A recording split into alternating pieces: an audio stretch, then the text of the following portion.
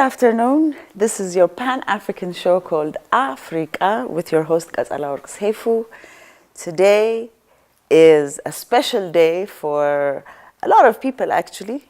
Today is Bob Marley's birthday, and on this beautiful day we've asked this amazing musician slash educator, songwriter, to have a nice conversation with us. So I would love for you to introduce yourself. Thank you so much, Ketsu, for having me on AfreeQa. I'm really happy to be here. And so my name is Ebony, and I go by the name of Ebony J, my performing name. And I'm a singer, as you said, educator, slash maybe singer, songwriter, producer. I currently do family jam events and promotion, so I'm now venturing into that. So this is kind of what I title myself as at the moment. Brilliant, brilliant. Yeah. It's good enough. It's good. Because you have a lot of things you're doing within that. Yeah, and being a mother obviously is, you know, another job in itself, but I'm enjoying it, so yeah. Brilliant. Let's start off with, who is Ebony J? How did Ebony grow up? And where did you grow up? And then we can come to Ethiopia. I was born in the UK in a small town called Bedford, a very small town. And when I was about 4 or 5 years old, my parents decided to move to Manchester. So with my siblings, we all moved to Manchester. As my parents were following the Rastafari movement, there was a lot happening down there at that time, so we all moved to Manchester. So we basically grew up in Manchester, and we all went to a wonderful school called Claremont Primary School, and I believe this is where I really discovered music in this school. Along with my brothers and sisters, we were so into music. So attending Claremont Primary School was a great opportunity. We were well exposed to music in general. In addition, we had this family vibe of music at home all the time. So if you could imagine my life, it was very musical. I had a lot of Rastafarian people around me, so I heard a lot of reasoning and things. But I'm growing up in the streets with the regular kids, so you know, I really enjoyed my childhood. I have to say, you know, we didn't have all the phones and the TVs to kind of entertain us, so we were quite creative. We would make things, we'd go out on the streets, and we'd really play and get to know one another as people. And through this, we got to meet lots of different like-minded musicians, young kids, you know, so we really had a nice connection growing up in our community. I loved singing and rapping and beatboxing with my brothers and sisters at home, in the house. You know, if you ask me what my childhood looked like, it looked like a lot of drama, talent shows in the house. Mum and Dad watched this. All 4 of us would go into the bedroom and, you know, we'd start beatboxing and making up songs in the house, and we were always just really creative. Now and then Mother and Father might get involved, you know what I mean, and just jam with us. So in our family, we would all come together, sometimes in the bedroom, or we used to have this little den area under the stairs, and we would sit down and literally make music together, brothers and sisters. I would do some singing. My older brother Vivian, an amazing rapper. You know, he was really inspiring growing up, having that older brother to look up to. And then I have another brother called Nathaniel, Natty. I'm sure you'll get to hear about him in Addis very soon. You know, he's also a wonderful kind of rapper slash entertainer. He carries a vibe. And I've sung with my sisters, both of my sisters, Esther and Elisha. And I've also performed with my mother. So we're a real musical kind of a family. So growing up, that was something that we embraced, and it really, really made us who we are today in that aspect, you know. That is beautiful. I would have loved to be a fly on the wall. Yes. To see all that excitement in yeah, we were wild. We were wild, but we were free, and we loved music. And I played steel pans in school, and We got to perform on the school benches outside, and you know, we were always entertaining ourselves. We were destined for something in music, for sure, you know. My childhood in music, I can't really have asked for anything better in terms of the exposure I had and all the opportunities that were available to me growing up. So part of my life was, That's beautiful. Thank I'm you. glad to hear that. So now going from that, you went into high school, and then you went into college. Yeah. So what did you take in college? What did you decide to actually study? It's funny because when I finished high school, my passion was music, singing, playing my trumpet, whether it was in music production. I knew I just wanted to do music, and my parents were very supportive of my decision. So I found a great college that was specified for the arts of music and performing arts. It was called Arden City College. Currently it's called Manchester City College now. So as I was going through my application process, I would sit and speak with my mum, and she would advise me, you know, always have something else other than just the music. So I was thinking, okay, what would I do? What could I do to balance this out? So I'll always have music, but I'll always have something I can turn in income. It was kind of like that thought process at the time. So with that thinking about the little work experience I had in high school, education seemed the kind of direction I wanted to go in. So I began my journey studying childcare and development alongside doing a national diploma in popular music, which covered music production, music business, theory, improvisational skills. So we were able to tap into different aspects of music. So those were the two that I completed and balanced out myself in that process. And I'm very glad I did that, Qetsela, because I see how it's benefited me now, living here, having the fact that I didn't rely on just one talent, that I actually had a passion in something else. So that was the journey of that. That's lovely, because I guess also music and children go together. Yes, they do very much, it's true. So it actually definitely worked out very well. Yeah. So now you finished college. Now, when did your family, because it's not just you, but the whole entire family actually repatriated to Ethiopia? Yes. So if you could tell us the journey behind the repatriation, and how, I know you probably are not the right person to ask why they decided to move. Right. But I'm sure you know a little about it, if not a lot. Well, I mean, at the end of the day, I don't have anything to hide, you know. I'm a Rastafarian, and we've always believed in repatriating and coming out of the West and living here in Ethiopia.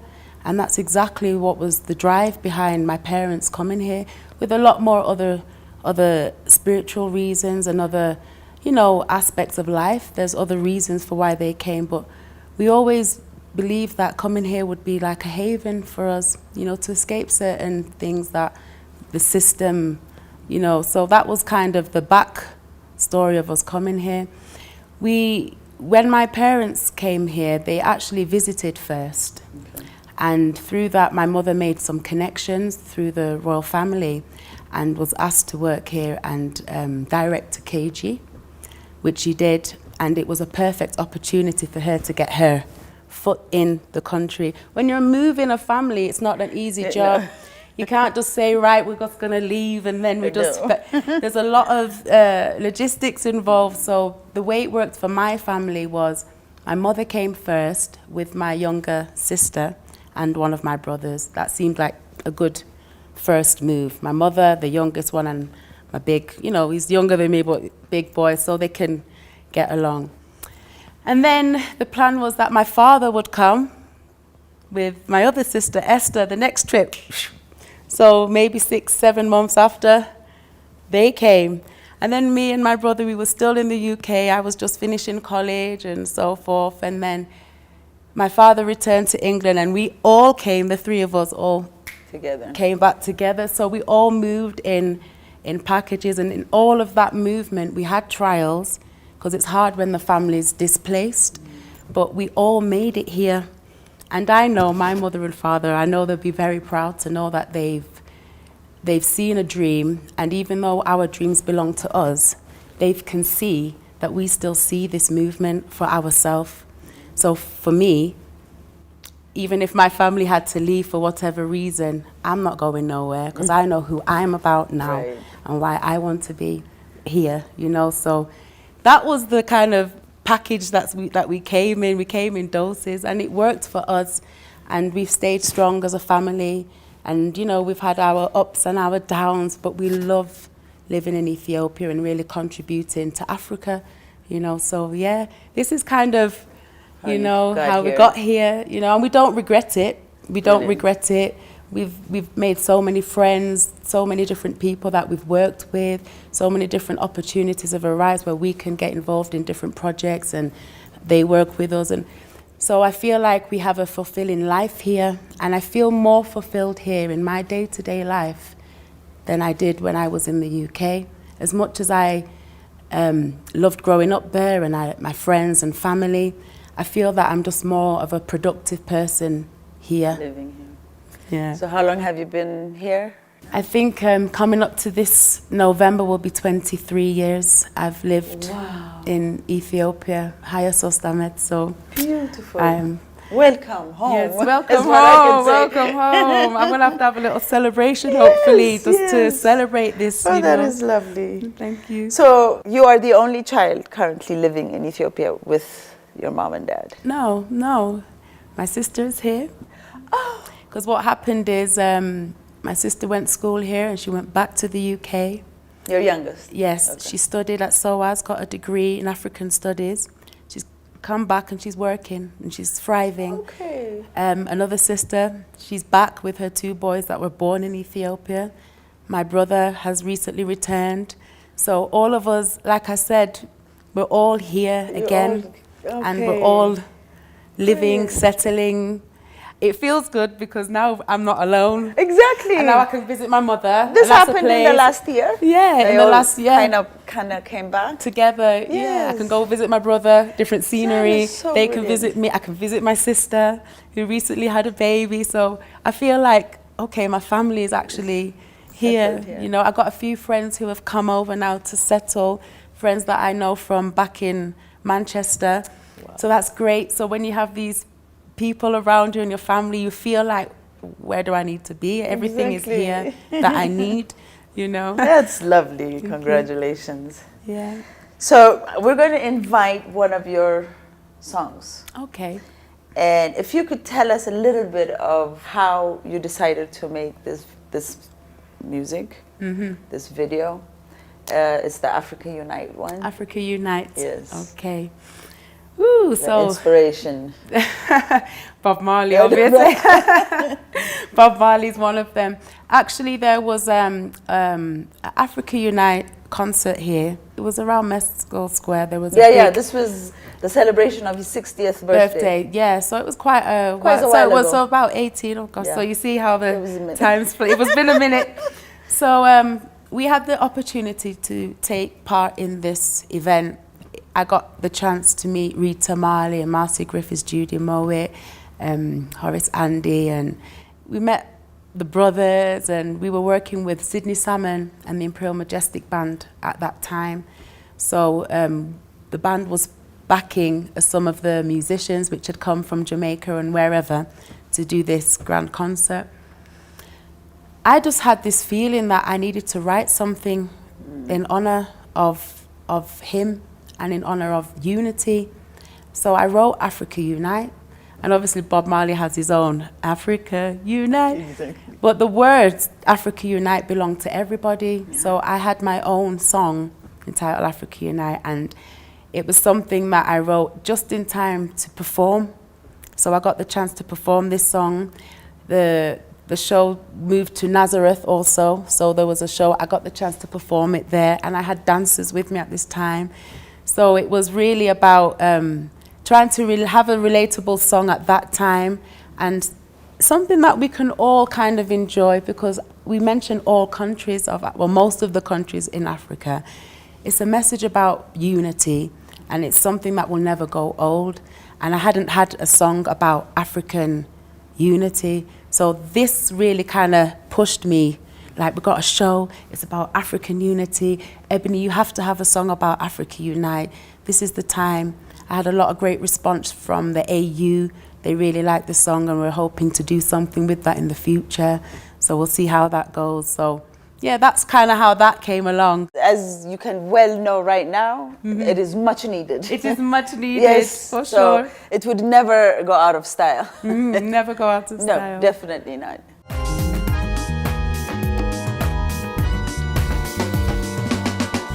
We're going to talk more about your music before we get into the education side. So you did say that you also did songwriting. Yeah. How difficult is it to be a songwriter? And do you only write for yourself or have you written for other musicians also? That's a really good question. I haven't really written for other musicians. It's not that something that I wouldn't venture into, so that's always a possibility. But I've always mainly written my own songs. And you get writer's block too. You know, just like writers, you have moments. Exactly. And so I've been through years when whatever I was passionate about at the time, I could just write these lyrics. And I'm a very, I find myself to be quite emotional. So I write based on how I feel, you know, at the time. At that time. You know, so if I'd gone through some kind of heartache, as you do, you write a song about how you're feeling. And then when I felt like there's so many things that I want to do and there's some drive in me, I'll be writing about how to accomplish things, something inspiring. Maybe I write a song like Never Give Up, you know. And there's times when I felt like, you know, Ebony, you've done a few things in your life that have not been right. And if you could turn back time, what would you? So I've written songs about forgiveness. So I have a song called Education is the Key, and that's something else I was very passionate about, education, you know, and if you do not know and no one told you so, then how was you to ever know? We need to talk about things like this and education. So I get on, I'm like writing about education. So I've gone through those moments. Then I've got those happy songs where you just want to not have too much to penetrate and it's just free songs, you know, just enjoyment songs where you can casually listen to. But I always find that in my writing, I always try to remain positive in my lyrical content. I try to, you know, make sure that my lyrics are conscious. I'm not going to contribute to any discord in people's thinking because music is very influential. And I don't want to be somebody who has guided somebody in a wrong direction. And I think as a writer, I try to be very mindful of that. Even sometimes I might write something and show it to my husband and he might say, you may understand this one way, Ebony, but others may. Others might not. So you've got to be mindful of those things. But I sing from my heart. I write the lyrics from my heart. There's been times when my husband supported me with some lyrics when I'm getting this block, like, what shall I do here? Because I know what I want to say, but I don't know how to palette it quite right. And then my husband, also being an educator, will support me. So he's helped me to write too. It's challenging to write sometimes. You're an educator. Yeah. Now, since you decided to become one, how has your journey been? Did you ever actually teach in London or did you come straight here and then you got into it here? So I had about a year work experience in a primary school called St. Anne's Primary School in the UK. And obviously I did tutoring and child minding, but really my real hands-on kind of experience came in Ethiopia. Again, like I mentioned, with my mother being here, she had a KG already running. So as soon as I came in, I was straight into work, learning firsthand, obviously taking the knowledge I'd got from my childcare and development. My mother being an educator, I was able to see a lot of what she does and how she manages things, you know, and how to deal with children, how to deal with parents, how to deal with the office. And we were at a very small level at that time. And I just continued working and growing at different schools. I worked at Dandibora School for a time. One of the first private schools I worked at was Kebede Mikel Academy for 4 years. And that was a really good experience. I worked at Brass Youth Academy for a short time. My longest stretch was at the New English Private School, NEPS, and I was there directing the KG division for 12 to 13 years. I gained so much experience during that time, and I did a lot of online studying, and I believe it's important to add tools to our profession. Right. So although I'm teaching and I'm learning, I'm always upgrading myself, going on different courses and trying to be up to date with the teaching technologies that we need. And it does change, right? It changes, it always changes. It has to change. To be honest with you, I was having a conversation with my son even this morning, and I thought, wow, maybe in 20 years, schooling, the traditional way of schooling probably might look completely different. You may not need to enter a classroom to learn maths. You may be just able to go online and have a virtual maths teacher. People are learning how to learn. Teaching the traditional way may become redundant, but we don't want that. No. Because it's still important that our children have a social development and interaction, real world stuff. So we're going to have to really review how we look on traditional education and how we can move with the times. You know, it's not about just modern, but we've got to move. Yeah, you just modify it. Move with the times. Yeah, but I'm learning this through my work experience here. And the good thing is I'm coming from an international educational background, and now I'm working in the Ethiopian system also. So I'm getting to see both sides of the coin. And right now I'm trying to see how I can find a way to really balance this, Is it very different? Yeah, I would say it's different in the sense of how things are done. It's not different in the sense of, for me, the content. Yeah. What you're teaching the students, what you need them to learn, it's kind of the same all the world. You know, people talk about this curriculum's not good and this curriculum's not good, and sometimes we don't really know what we're talking about. When you look at a curriculum framework, it's basically showing you the objectives and the benchmarks of and the things that the students need to cover by age, by grade. On average, you'll find this in all countries. What's different is the way it's taught, the facilities that are provided, the teachers, you know, from the different countries, how are they trained? What's the requirements of your teachers to enter into a school to teach in your country? How does it work in this country?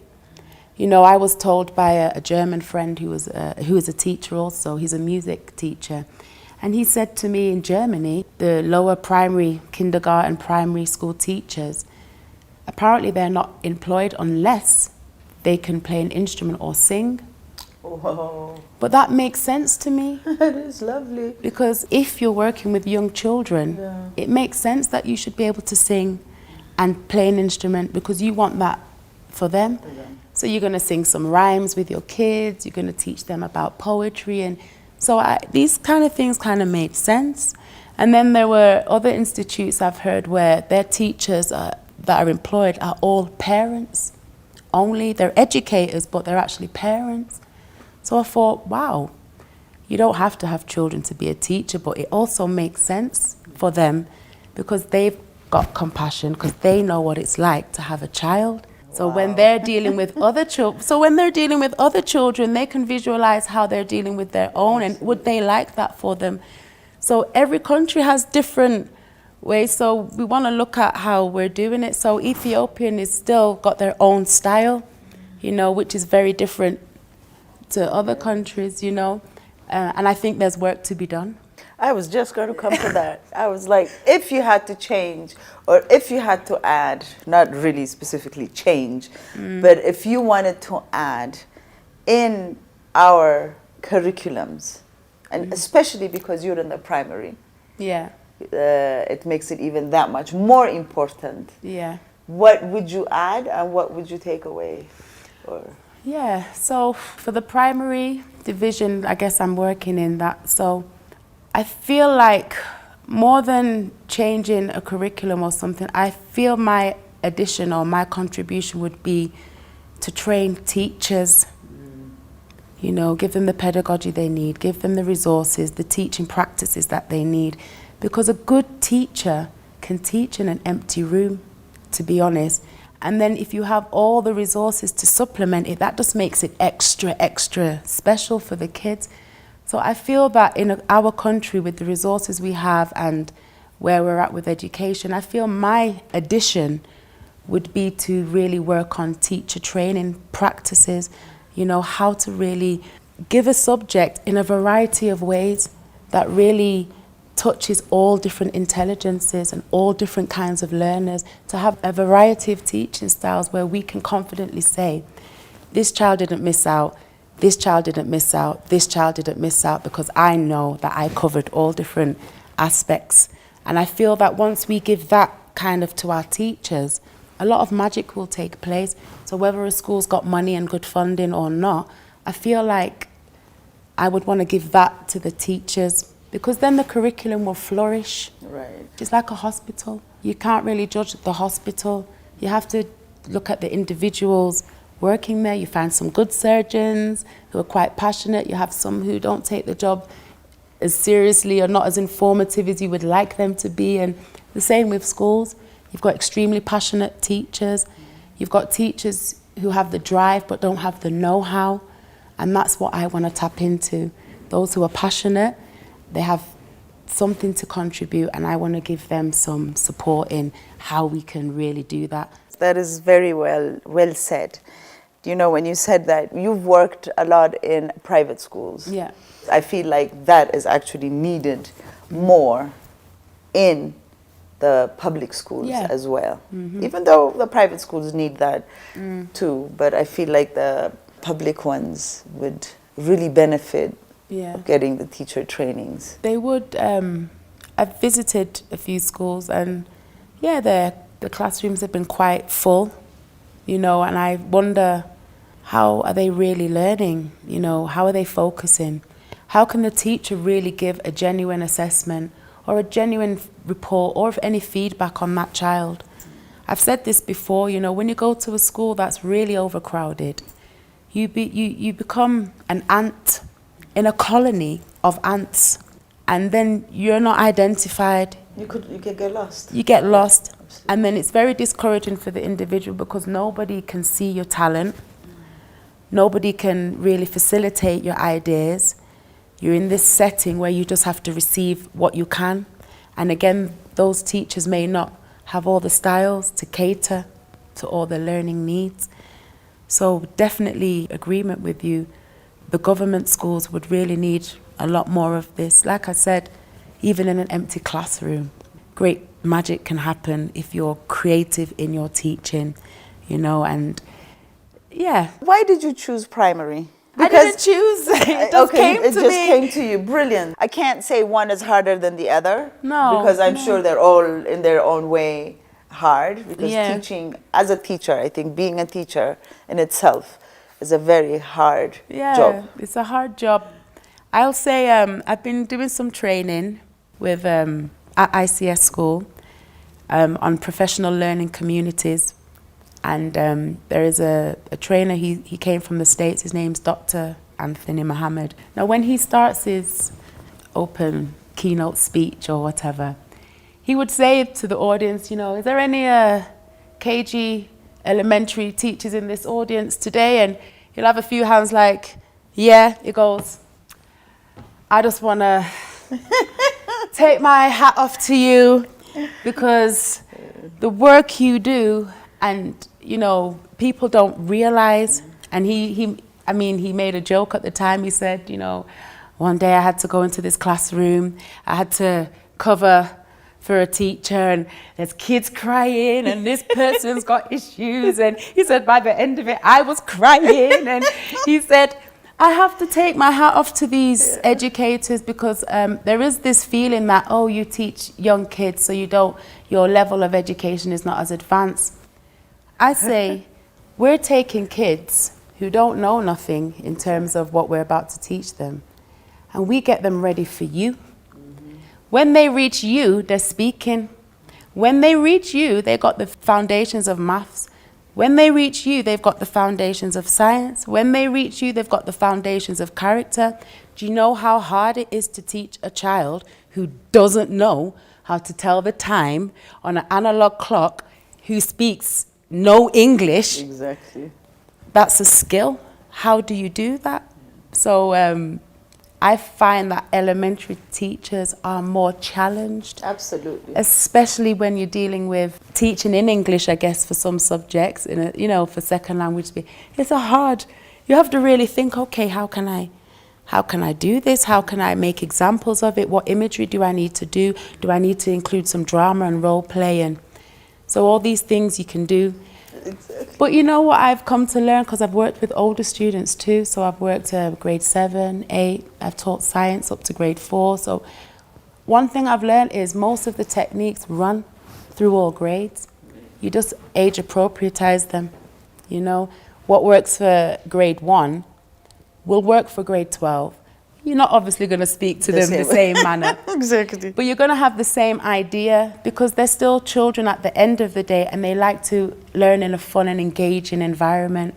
So it is challenging, but primary teaching chose me, and I found that I enjoy working with that age group. And they give you so much joy. Thank you. They make you feel so happy. I can come into school not with the best mood one day, because we're human. And the kids, as soon as I enter a compound, Miss Ebony, and I've got all these belly hugs coming from left, right, and center. And, sometimes I have to brace myself so I don't fall down.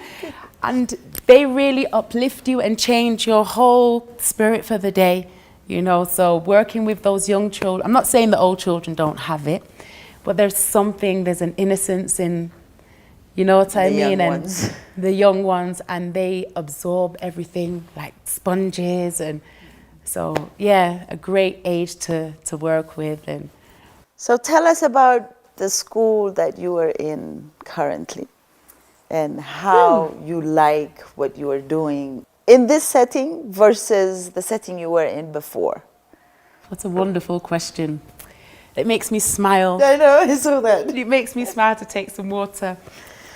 I'm currently working at Lubawi International Academy, and first of all, I want to say that it's an amazing, amazing school with amazing teachers and faculty and amazing philosophy, and they're very true to what they believe in, and the kind of education they're trying to administer to the students of today. So I feel like it's a real privilege to be a part of that school, and I hope in the future to see amazing things coming from Lubawi International Academy. They're really making waves. Yeah, at the moment. I was just about to say, yes. Yes, They're please, the only private school that actually, for the 12th grade leaving examination of last year, they're the only private school that their students passed. They had 41 students that took the exam, 41 students passed. All passed. I don't even know what to say. Go, Leah, go, LIA. Exactly. I told my children yesterday, and they were so happy to hear this news. It's also going to be something that will help the other students to maintain such standards, and it's a credit to the teachers, it's a credit to the school. They're doing something right. And maybe in the future, other schools might want to see how is it working for them? What are they doing? Why is it working for them very well and not as well for us? What do we need to do? What do we need to change in our system? Is it the teaching strategies? Is it the management? What is it? How are we working with the kids? Is it with the parents' support? Because parents are very inclusive in Lubawi too. So it's a great news, and I'm personally happy. I can't say I'd be happier anywhere else at this time. I'm very happy that I made this decision. I was previously at Greek school, so if I'm going to give a comparison to the two, Greek school was good in the sense that they had a set curriculum, Cambridge curriculum. They have teachers who are competent to do their work, but I felt it was very rigid. It was just very rigid, very robotic. I didn't feel like we had enough events, enough extracurricular.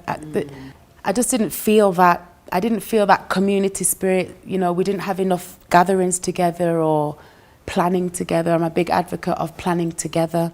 A lot of teachers plan solo. Right. And you can only go so far with yourself. But when you work with people, you've got so many ideas to share and contribute in your lessons. So I found I was very kind of left alone at Greek school just to get on with my work, which was fine. And the children did well, and I was happy there, and I was content, and I didn't really have any plans to leave. You know, I was cool, yeah. And then I got a call inviting myself and my husband to visit Labawi, and I'll be honest with you, I was like, I'm not going to move school again. I know, right? You know, I've already moved school a few times, so let me just stay where I am. But let's be respectful and go and make the courtesy call and visit Professor Panos. And let's do the nice, polite thing. And then later we'll just let him know that thank you. And Qetsela, when we went there for our visit, at the end of it, after all of the discussion and the touring and just feeling Professor Panos and the value he has for education and Pan-Africanism and how he really wants to infuse this in the school. And by the time me and my husband went home, we were like, what are we going to do?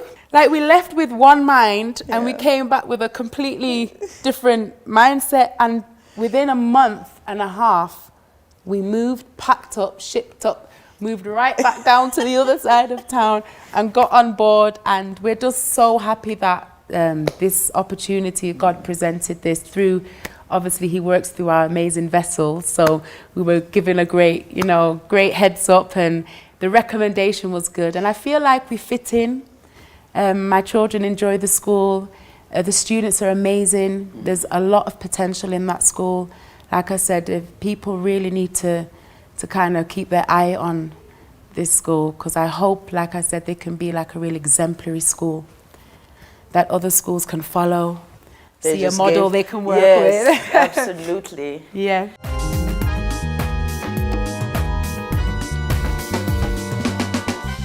Bob being Bob, we're going to be celebrating his birthday today. Woo-hoo. Yes, indeed we are. You have something going on. Yes. So if you could tell us what the plan is. So the plan is, so today we have an event. It's at the National Village around Mary Ayat, and we will be celebrating Bob Marley's 78th birthday. It is a must. It's something that we must, it's a significant date that I think we should always kind of remember and keep it in our calendars as a day to celebrate. So in the Bob fashion, we will be having Rebel Unit sound system. They'll be playing music, DJ, Jazzy Dave. We have an excellent lineup of artists, so I'll be singing there a little bit later, giving my Bob Marley tribute. We'll be having bazaar, and we really just want a time for the families to come together. Caribbean families, Jamaican families, Ethiopian families, really bringing that kind of culture together, because as we know, you know, that Jamaicans and Ethiopians, they're blood brothers, we're one, and we must maintain that. And Bob is a perfect kind of, he's that Joseph, so he's that fruitful bow where he still, even though he's not here, still brings people together, which is a blessing, and one of his blessings as a Joseph. So he's still, his branches, that, you know, his vines, and he's still feeding people, Sure is. even to this day. And it's not about making money on the day because of him. We have to remember him. We have to remember his words and really what he stood for. And today, this is what we need more than ever. Like you said, Africa Unite. So it's really just coming together and enjoying that family jam. And so, yeah, that's Being together. Being together and celebrating and bringing cultures together. We'll have Caribbean food there, so people can get to taste some jerk chicken. And, you know, we've got some teenagers. We have a showcase called Teens with Talent, again, being in education. Why not highlight the youths and showcase their talent and give them a platform? So this is a nice way for us to come and learn about his music, talk to other Rasta people and Caribbean people, as well as African diaspora, bringing us together, you know. So I know it's going to be an amazing event today for sure. Definitely will. Thank you. Definitely will. Happy birthday, Bob. Happy birthday, Bob. Yeah. Thank you for being born. Really? Yeah. He's probably not the only one, but for now we'll say the only one that is listened to till this day around the world. To this day. To this day. To this day. And every song of his actually is significant in this day. You know what?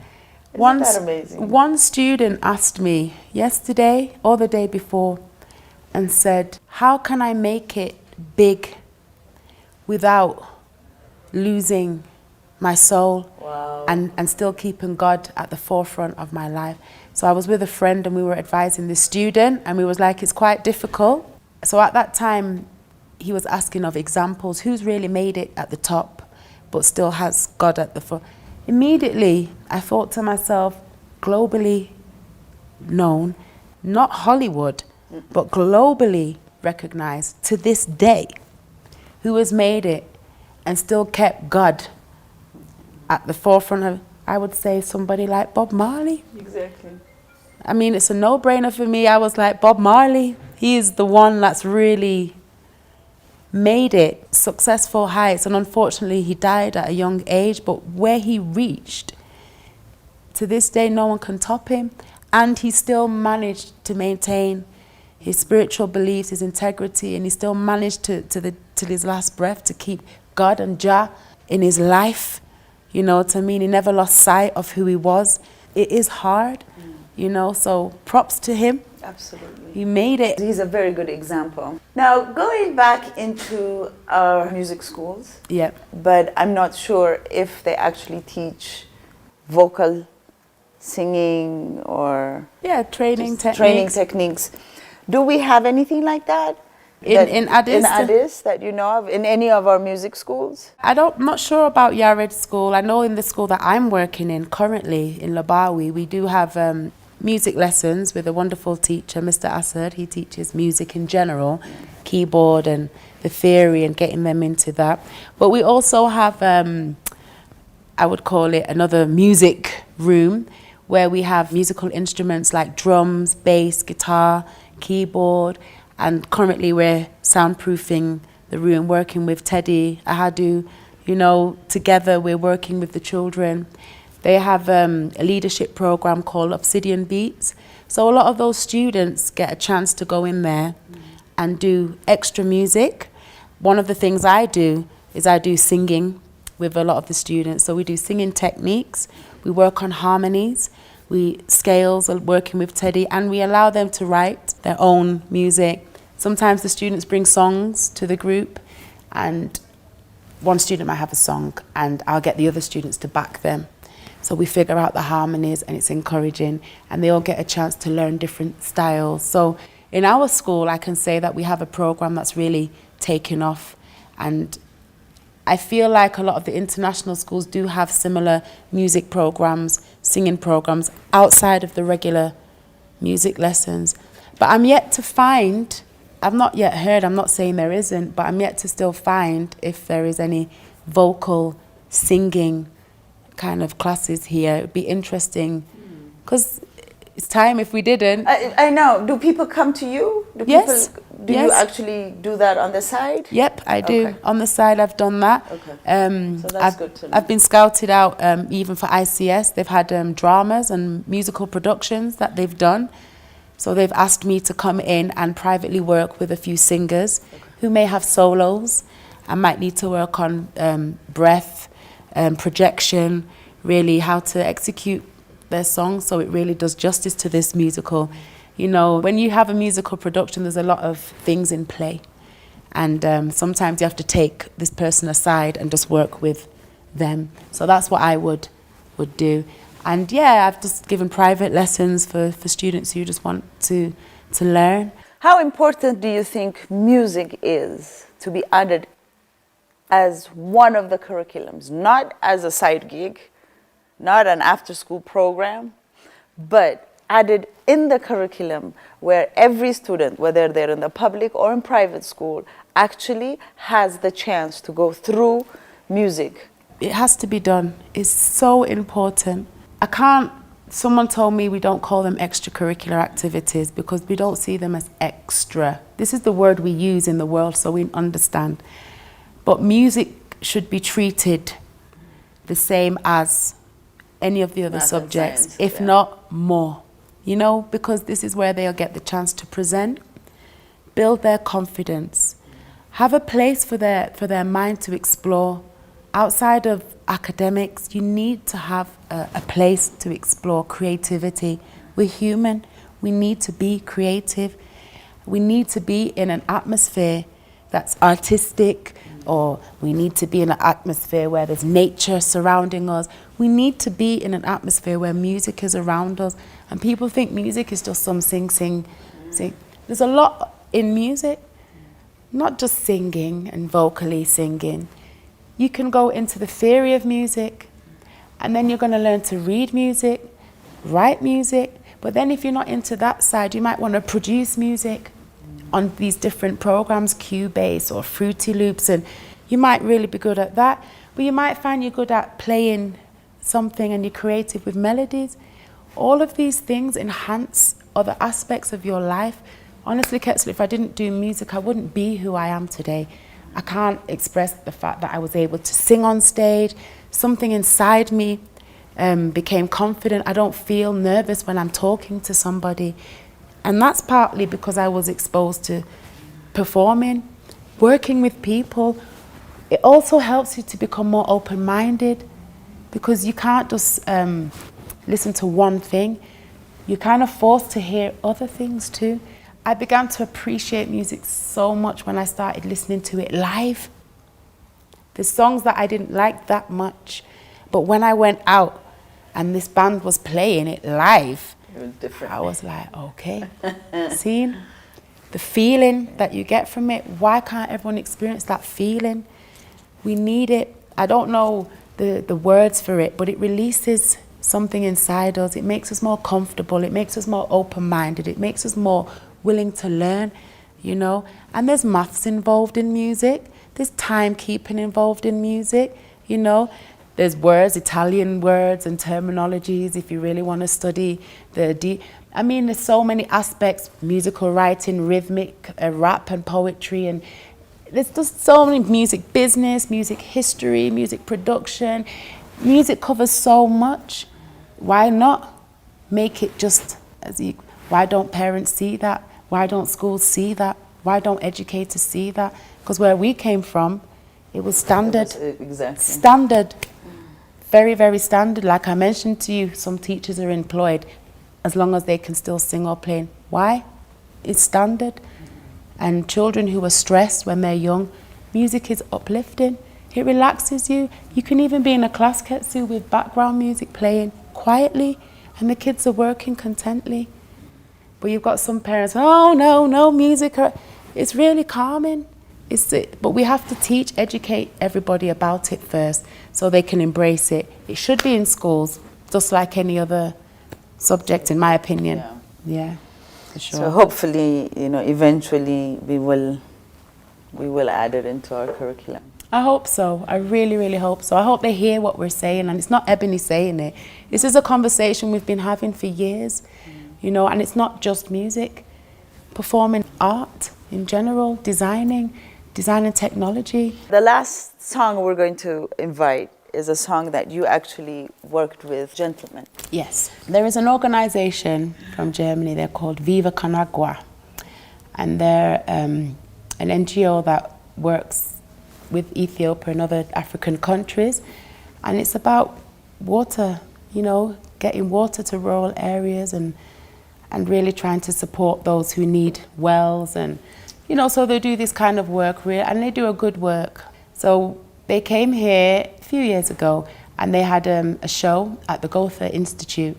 So I was asked to perform on that particular event. So with no intentions, no expectations, I just performed on that alongside. Gentleman was there. There was another girl called Wanjera. She was performing, and a few others were performing. So after that event, backstage talk, you get to meet people. So I got to meet Gentleman and his beautiful wife, Tamika. And we just got talking, and they were recording a song at Zion Rebel Studio, and I was asked to come again with no expectations, you know, just to come and jam, be in the vibe. Not to sing, but be in the vibe of it, because we were all kind of chilling at this time, and it was like a crew moving together, and Gentleman was definitely going to record his song anyway, and we were just going to kind of be there chilling in the studio and just taking in that vibe. But at that time, he approached me and said, you have something, you ready to write something to this? I was like, I will write real quick. And that's exactly what I did. I sat there, I wrote my verse. I was happy with it. I got my chance in the studio, banged out my song, did my harmonies, one time. I said, this guy's not leaving Ethiopia with this not being done, you know? And he's not leaving Ethiopia without somebody representing us on this side. So when he asked me, I just whipped out my pen, wrote my lyrics, and it was literally how it happened. It was a non-profit, you know, music, so we're not looking to get any benefits. It was for Viva Con Agua. So that's on YouTube, everyone can check it out. But it's a wonderful collaboration. I enjoyed being a part of that video. So when you hear the video, there's 4 voices you'll hear, Gentleman, 2 other singers, and myself. So I actually take the last verse. So I hope you enjoy this song. It's called Today. And I enjoyed every moment working with the crew. It was nice. I'm working with Viva Con Agua. Big respect to them, you know, they're doing a good work here. So even in his lyrics, he mentions about the kind of work that some of these honest NGOs are doing, and they seem so far to be one of them. Thank you. That was actually lovely. We went through Ethiopia. We went through Ethiopia, we did a tour, yeah. Yes, it's a nice video. Thank you.